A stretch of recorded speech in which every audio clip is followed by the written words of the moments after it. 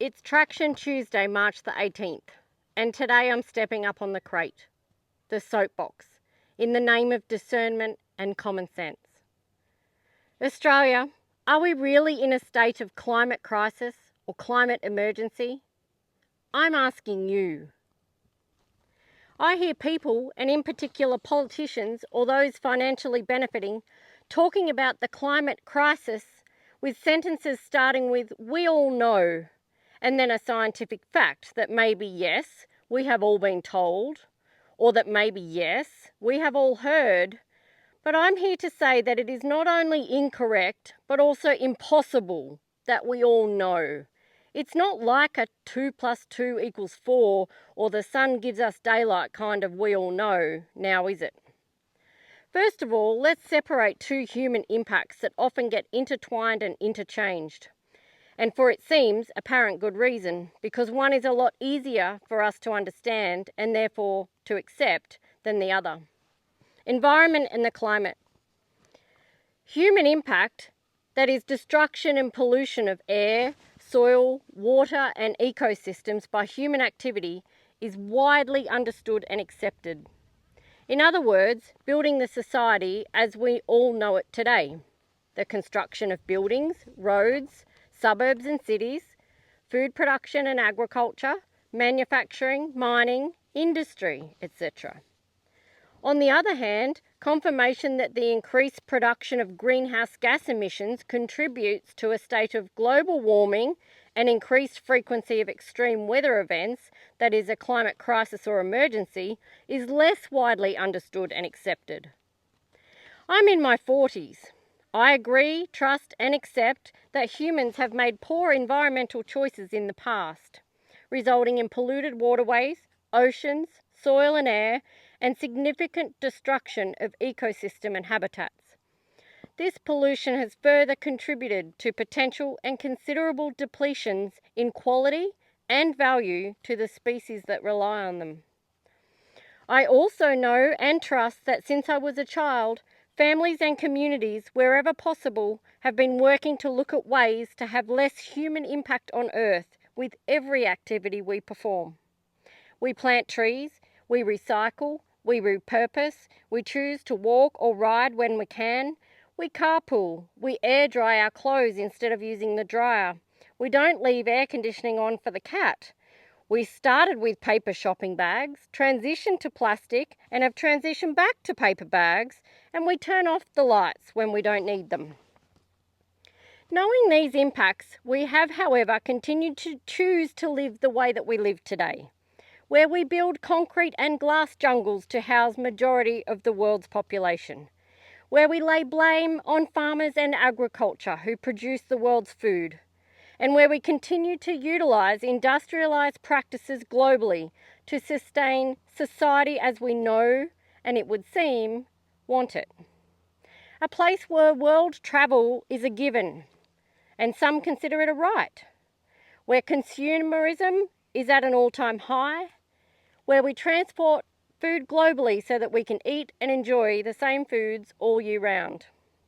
We have not chosen to go back to the days of hunter-gatherers and survival of the fittest, nor would we. While most of us aren't renowned scientists, we have a majority consensus and acceptance in science on things like gravity, electricity, and the periodic table. I would also accept that there is a majority acceptance on direct negative and positive human impacts to the environment and how they occur. What I find a stretch is that there is a majority consensus in acceptance that greenhouse gases and specifically CO2 emissions have caused us to be in a climate crisis or emergency.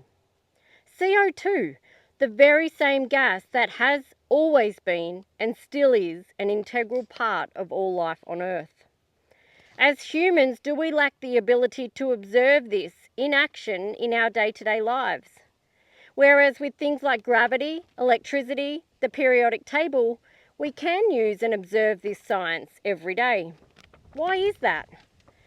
Can we entertain the idea that the only legitimate crisis or emergency is not in our ability to believe what we see and are told on TV, but in our ability to observe the world around us and dispel or accept it.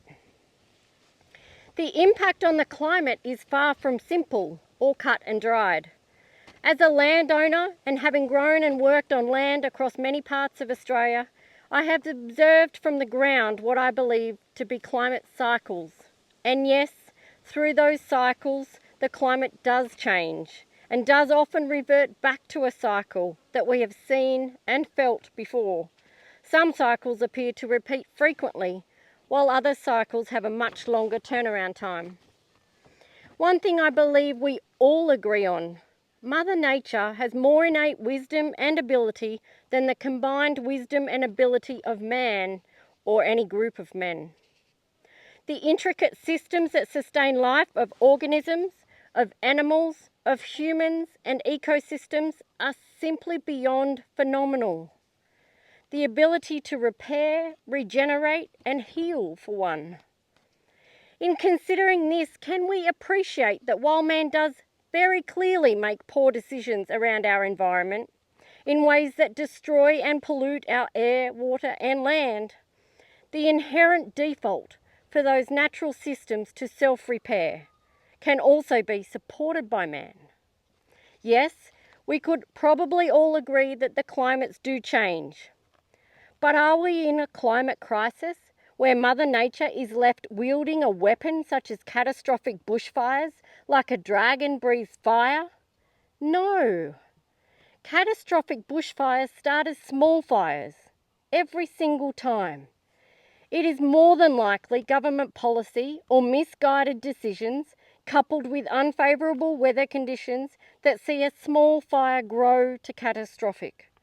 We cannot ignore the role policy and mismanagement plays in the unfortunate stacking of factors that enable a catastrophic fire to burn through the Australian bush and across our lands and homes. This behind me is a tree that was recently struck by lightning. Not all lightning strikes cause fires, but those that do start just like this one. One tree, one fire, and most often a smouldering one to start, not an incineration type inferno. The rise of temperatures, the frequency and intensity of storms or rain events, I think we can all agree that they do change. But is it really a consistent trajectory to doom? Does that depend entirely on which records you hold value in, and which unbiased or biased assessment of those records you place more faith? I tend to put more trust in what I observe around me. If the climate was in an actual state of emergency, would we be not seeing disastrous and extreme reactions and responses from the living world? Animals fleeing for their life, acting irrationally, stopping breeding? The extreme responses we see in the living world today can be sensibly attributed to direct environmental impacts, and we can and do observe this, e.g. direct poisoning or pollution or destruction of habitats, etc. Plants and trees are not struggling with an increased load of CO2 to photosynthesize and dying, are they? We are not competing for or struggling for oxygen to breathe, are we? This is a quote from the CEO of Climate Analytics Australia, Mr. Bill Hare. As people across the planet suffer from increased wildfires, floods and record heat, governments are focusing on reducing their emissions to keep warming to 1.5 degrees and must transition away from fossil fuels. While governments continue to focus on schemes to reduce emissions and monetarily punish everyday Australians with high energy prices and ridiculous taxes such as a potential methane tax, all we are doing is reducing our capacity as people to protect and support the land and environment in which we live. Net zero. Net zero is a scheme. It is a financially incentivised scheme.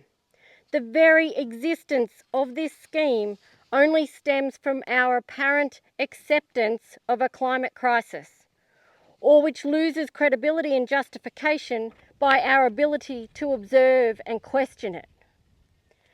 Let's put aside the very far fringes of the people, those who lose sleep at night for fear of our Earth self-combusting, and those who don't share any concern at all for human impacts to the environment.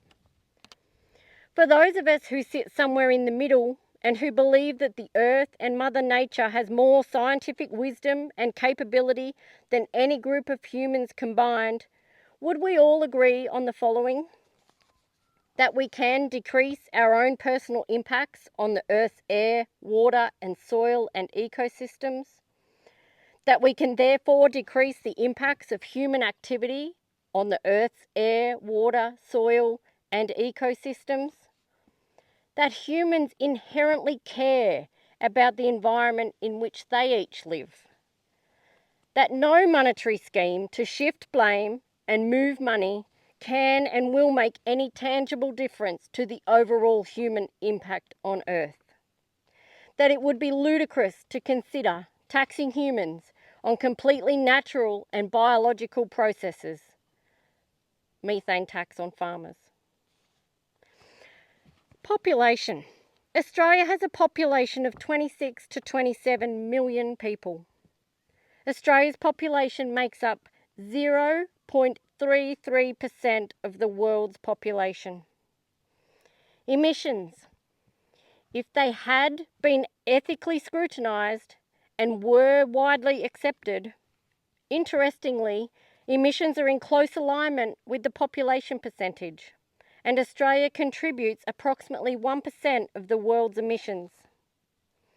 Why have we, all who have lived and worked on the land and in conjunction with nature, placed our esteemed politicians and unelected global leaders on such high pedestals, to a point where we trust that they know more? Why is their life experience better or of more value than the life experience of those who have lived on the land and in conjunction with nature all their life? The people who have the biggest potential for influencing a decrease on the impacts on the Earth's environment and climate are those that can afford to. If we keep printing money, if inflation keeps rising, if we allow immigration to continue unsustainably, if we can't house our own people, if energy costs keep rising, the people who will have the physical capability to make better personal choices due to financial capacity will only keep declining. I questioned and am deeply concerned whether the government actions and decisions driven by a possible climate crisis will actually have a greater net negative effect on both the human impacts to the Earth's environment and climate and to the quality of life of humans themselves. If you want someone who will stand up against net zero, climate alarmism and fight for common sense, I'm proud to put my hand up. I can only hope that one day those that currently see fit to label me as a denier, a skeptic, delusional, or worse, come to see that we actually agree on more than what we disagree, and that maybe the labels aren't helpful or needed.